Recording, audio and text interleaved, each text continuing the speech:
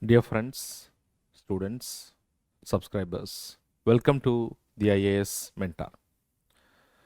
This would be the day one question discussion for the subject polity of our Prelims Mentorship Program 2026. Our batch one has started today very successfully, and this is how on a daily basis we would be solving 10 questions from the target that has been given for that particular day. So today, if you see on the day one for the subject polity, historical background, constituent assembly, concepts of the constitution, salient features of the constitution. These are all the topics for today. Already the target is given to the students, and by the end of the day, these 10 questions will be given to the students, and the students have to solve these questions, and the discussion of that will be given to them. Now let us just go to the first question. Now, with reference to the Regulating Act of 1773, consider the following statements. And again, the questions that has been chosen is try to simulate what has been asked in UPSC. Most of the topics has been repeatedly asked in UPSC. It is only from those topics we try to make the questions so that it will be a revision, and it could be the most important areas which may be expected in UPSC as well. So look into the first statement, first question. It created the Office of Governor General of Bengal. In fact, we know that the 1773 Act was a first step taken by the British Parliament to regulate the affairs of East India Company. And this is also the beginning of centralization in India. And one of the initial point of centralization in India is the Governor of Bengal was designated as the Governor General of Bengal. And who was the first such Governor General of Bengal? It was Lord Warren Hastings. So therefore, this is definitely a true statement. So let us go to the second statement. It established the Supreme Court at Calcutta. In fact, the Regulating Act of 1773 is important for certain reasons. First step taken by the British Parliament to regulate the affairs of East India Company. It established the Supreme Court in India. And in fact, after the establishment of Supreme Court in India, there was conflict between the authority of the Supreme Court and the Governor General Council. And in order to avoid this particular conflict, they in fact established they came out with what is called as Act of Settlement, which tried to resolve the conflict between these two things. So this is also definitely true. It abolished the commercial functions of East India Company. No. In addition to the commercial functions, it was also taking up the administrative functions. It continued to be both a administrative as well as a commercial body. In fact, the East India Company was relieved of its commercial functions only in the Charter Act of 1833. So that is also very important. So if you say it is abolished, the commercial functions of the East India Company was wrong. It happened only in 1833, not in the Regulating Act of 1773. So therefore, what is the right answer? The right answer would be option B. 1 and 2 only is the right answer. And Regulating Act of 1773 is very, very important topic for the prelims examination.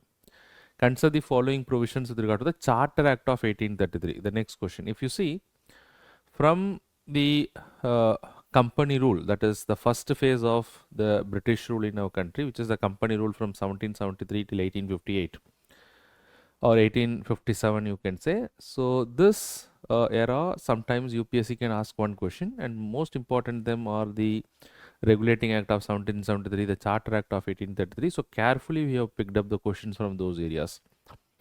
Consider the following provisions of the Charter Act 1833. It centralized all legislative powers in the Governor General in Council.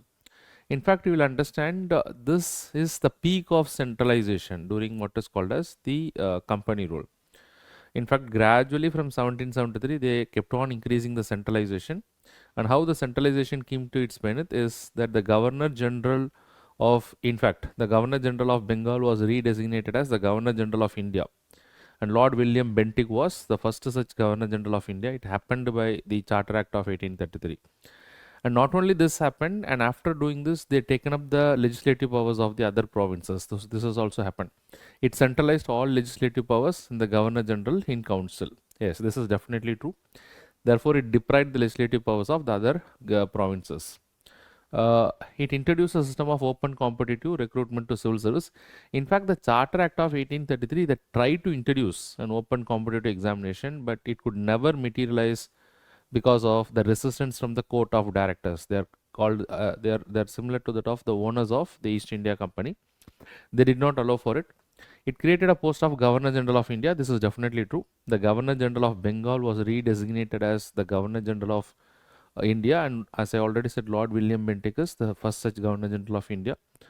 So which of the statements given above are correct? It is 1 and 3 only. So therefore option A is the right answer. Please come to the next question. With reference to the Indian Councils Act 1909, consider the following statements. It introduced separate electorate for Muslims. So this is for the first time a separate electorate was brought in. In fact, the separate electorate was brought in by the Indian Councils Act of 1909, and which is also called as a Marley-Minto reforms. Therefore, who considered became as the father of communal electorate in our country? It was Lord Minto was the father of communal electorate. So this is definitely true. It allowed Indians to be appointed in the executive council of the viceroy and governors. This is also true. For the first time, an Indian was appointed in the viceroy executive council, and it was Mr. Satyendra Prasad Sinha, who was also a law member in the viceroy's council. It granted the right to move resolutions on the budget. So did it grant resolutions? So if you see the entire Councils Act, you will understand that the entire Councils Act right from the beginning, the Indian Council of Act 1861, be it 1892, be it 1909, gradually it increased the functions of the Legislative Council. So initially only the law making functions, then the budget discussions, and then in 1909 they were also allowed to what is called as move resolutions on budget, and also to ask what is called as supplementary question. So it is also definitely true. Which of the statements given above are correct? So the answer is option D is the right answer. Under the Government of India Act 1919, and I'll again say that in the next phase, that is during the Crown Rule 1858 to 1947, 1909, 1919 and 1935. All the three acts are very, very important. That's why we have picked up questions from all the three areas. Under the Government of India Act 1919, the provincial subjects were divided into what is called as reserved and what is called as transferred subjects. This is definitely true. This system came to be what is called as a system of diarchy in the Government of India Act 1919. Diarchy means that there will be certain central legislative subjects, and for the provinces there are certain legislative subjects. Whatever is the subjects that is given to the provinces, they were further divided into what is called as reserved subjects and transferred subjects. Reserved subjects are those subjects which are reserved to the Governor General and his council. Transferred subjects are those subjects which are transferred to what is called as the responsible ministers who are responsible to the legislature. But this system ultimately failed. It did not provide any effective or representative form of government. That is why in 1935 the system of diarchy was abolished based on the recommendation of the Simon Commission. Therefore, it is factually correct. Bicameralism was introduced in the central legislature. This is also 100% true. Bicameralism, or the two houses, for the first time was introduced in the Central Legislative Council only by the Government of India Act 1919. It was carried forward in 1935, and in 1935, in addition to this, bicameralism were also introduced in certain provinces. The system of diarchy was introduced at the central level. In fact, if you see in the Government of India Act 1919, there was no system of diarchy in the central level. Diarchy was introduced only in the provinces. Therefore, this particular system was statement is wrong. Which of the statements given above are correct? The right answer is statement A only, that is 1 and 2 only. Come to the next question. With reference to the Government of India Act 1935, consider the following statements. Statement 1. It provided for the establishment of All India Federation. Did it provide for the establishment of All India Federation? In fact, one of the important feature of the Government of India Act 1935 is provided for All India Federation. If at all a question comes in the examination, when for the first time any act provided for an All India Federation, it is only the Government of India Act 1935. So this is definitely true. It introduced provincial autonomy by abolishing the diarchy at the provincial level. This is also 100% true.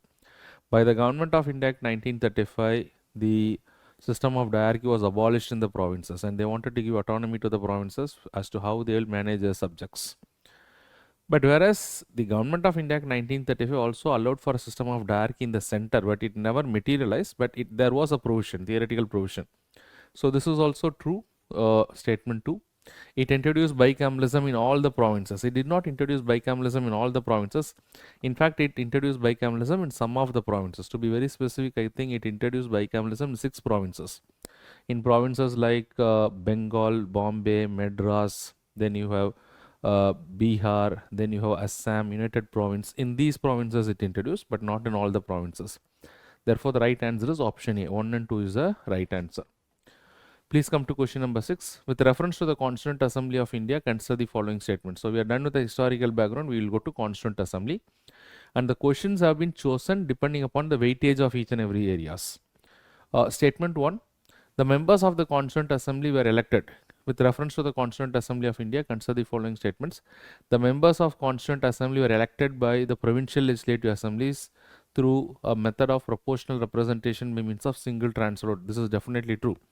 If you see then Constituent Assembly, the Constituent Assembly of India was established based on Cabinet Mission Plan. And the Constituent Assembly did have representation from the provinces, from the princely states, and also from the commissioner provinces. From the provinces, it was through a system of what is called as indirect election, through a system of proportional representation and single transfer vote. You can also look into the number of composition. In fact, for the provinces, 292 seats were given. Commissioner provinces, 4 seats. And for the princely states, 93 seats. Overall, it was 389 members in the Constituent Assembly. The princely states were directly represented in the Constituent Assembly through elections based on universal adult franchise. In fact, from the princely states, it was through a system of nomination. It was not through elections. The Constituent Assembly became a fully sovereign body after the Cabinet Mission Plan. The Constituent Assembly was established based on Cabinet Mission Plan, and after the Constituent Assembly came, the Constituent Assembly was free to make a constitution of its own.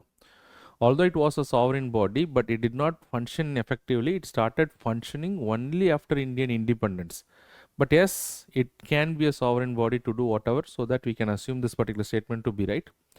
After 26 January 1950, the Constituent Assembly became the Provisional Parliament of India. In fact, the Constituent Assembly had dual functions to play. One is to draft the constitution. It was also free to make the law it wants. So after the constitution came into force, we did not have a parliament immediately, although the constitution provided for it. The first parliament of India came only in 1952. So till the time, the Constituent Assembly continued to be what is called as the provisional parliament. So this is also true. So which of the statements given above are correct? So the correct statement is, answer is option C, that is 1, 3 and 4 only. Come to the next question. So this is with regard to the question from the concepts of the constitution. Again, you can expect probably one question from these areas also. Now come here. With reference to the concept of constitution, consider the following statement. Statement 1. The constitution is primarily a body of laws that establishes the structure, powers and limits of the government. So what is a constitution? A constitution provides for a framework as to how the country is to be governed. So it will include all these things. A constitution necessarily requires to be written in order to be enforceable. Not necessarily all the constitution across the world are written constitution. There are many constitutions like Constitution of UK, Israel, they're all unwritten constitutions, so not necessarily a written constitution. The constitution reflects the fundamental values and aspirations of the society. This is definitely true. It has to reflect the aspirations of the people. For example, the Constitution of India reflects values like justice, liberty, equality. These are all fraternity. These are all the aspirations of the people. So it has to be there in all the constitutions. The Constitution restricts the arbitrary authority of the state by establishing procedures and rights. This is definitely true. We do have fundamental rights part in the Constitution, which does try to restrict the arbitrary actions of the state. So that is one of the feature of the Constitution. Which of the following statements are correct? So except for 2, everything is correct. So the answer is option B, that is 1, 3 and 4 only. Please come to question number 8. So consider the following statements regarding the Constitution, again from the concept of Constitution. Statement 1, it describes powers among the different organs of the state. Yes, our Constitution does provide for separation of powers, and this separation of powers provides for the powers of different organs of the state. It determines the relation between the state and its citizen. Yes, it does establishes the relation between the citizen and the state. There is a concept of citizenship. There is a provision related to what the state expects from the citizen. It expects duties from the citizen. It confers rights upon the citizens. So all these things are there. It guarantees that the political rulers will remain unchanged over time. No, it does not guarantee that the political rules will remain unchanged over the time. It has to in fact change. It has to change as per the changing circumstances. In fact, every constitution has to go for an amendment. Therefore, a constitution can never be a very static document. It provides for a framework for peaceful transfer of power. That is also true. Regular elections has to be there, or certain other mechanisms has to be there where there will be responsible transfer of power. So what are the statements given above are correct? Except for 3, you can say that remaining things can be correct. So the right answer is option A, 1, 2 and 4 only. Please come to the next question. With reference to the salient features of the Indian Constitution, consider the following statements. Statement 1. The Constitution of India provides for a federal system with a strong unitary bias. Of course, India is a federal political system with what is called as unitary bias. So the Constitution of India provides for a federal system with unitary bias. The Constitution makes the parliamentary form of government at both union and the state levels mandatory. Does the Constitution mandates parliamentary form of government at both the union and the state level mandatory? Of course, it is mandatory at both union as well as the state level. So this is also true. Because we have a parliamentary system at the union level as well, we have a parliamentary system at the state level as well. All right. So which of the statements given above are correct? So the correct statement is both 1 and 2 is the correct answer. Please come to question number 10, assertion and reasons. Assertion: India follows a parliamentary form of government in which the executive is responsible to the legislature. So is it true? The assertion India follows a parliamentary form of government in which executive is responsible to the legislature. In fact, try to understand that in a parliamentary system, the very essence is the executives has to be accountable to the legislature. So how the executives are responsible to the legislature in our country? For example, the Council of Ministers always need to have the majority in the Lok Sabha. So therefore, this is definitely true, this assertion. Reason: in India, the Council of Ministers can remain in office only as long as they enjoy the confidence in the Lok Sabha. This is also true. The reason is correct.